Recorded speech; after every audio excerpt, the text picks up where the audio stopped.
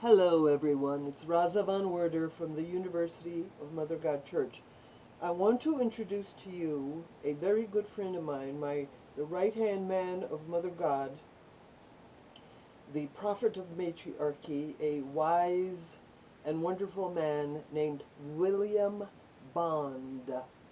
William Bond from England. He has been working on the matriarchal movement all his life, and he's done tremendous work. He has several published books like Gospel of the Goddess, and he's done a lot of work on the truth about mermaids, and he's written many articles on matriarchy.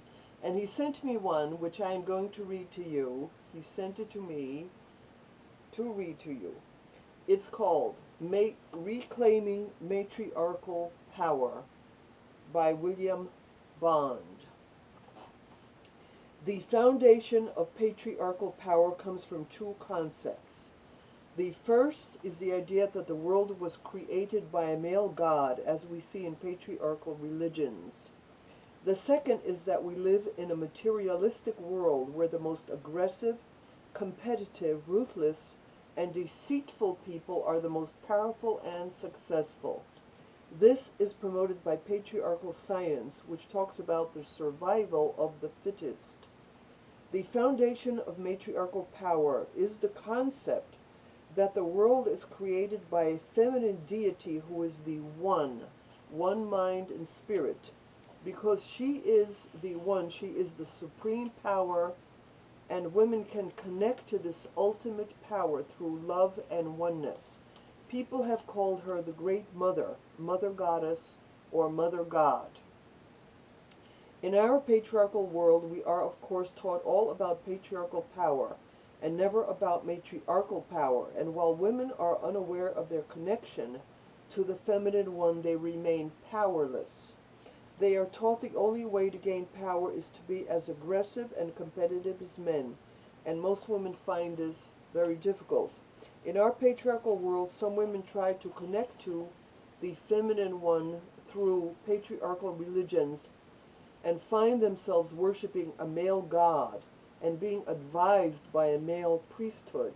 For this reason, they find it difficult to see through this patriarchal filter to connect to the feminine one. So if a woman can find her true connection to the feminine one, how does it make her powerful? To understand this, we have to challenge two patriarchal beliefs. The first one is that we live in a materialistic world. The second is that love is weakness. The reason why patriarchy promotes the idea we live in a materialistic world is because in the physical world, the masculine is more powerful than the feminine. Men are physically bigger and stronger than women, as well as being more aggressive, competitive, and ruthless than women. Feminine power comes through oneness, and oneness is found through love. Back in the 1980s, feminists had the slogan, the sisterhood is powerful. This never caught on because feminists tried to be like men and became more competitive. As a result, they also became competitive with each other, and the sisterhood broke up through internal disputes. An example of a powerful sisterhood is the bonobo ape. Female bonobos are able to dominate the larger males through a strong and powerful sisterhood. But a sisterhood is only possible if women love and care for one another. This is why the bonobo is called the make love not war ape, as bonobos diffuse aggression through sex. In our masculine world, love is seen as a weakness when people are competing against each other for power. Competitive men talk about the killer instinct and claim nice guys come last. When explaining how to achieve success in our brutal patriarchal world, women are then told they have to try and learn to be like this if they want to succeed. But if women learn from the bonobo ape, then a powerful sisterhood becomes possible.